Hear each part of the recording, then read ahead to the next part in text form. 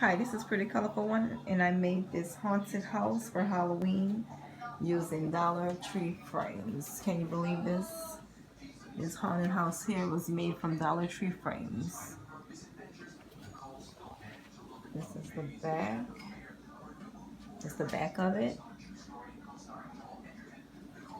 This is the side. I also made this gate from popsicle sticks. This is the other side of it. I purchased the door from eBay, and these windows also on eBay. The shutters, I also bought these on eBay. I painted all of this. These are popsicle sticks I cut down the sides and glued so they could fit in the frames. This skeleton is from the Dollar Tree. And inside, there are Dollar Tree skull lights. And the grass, the fake grass is from Michael's.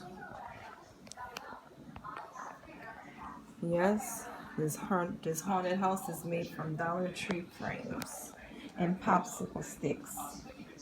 Can you believe it? Unbelievable. I couldn't believe it myself.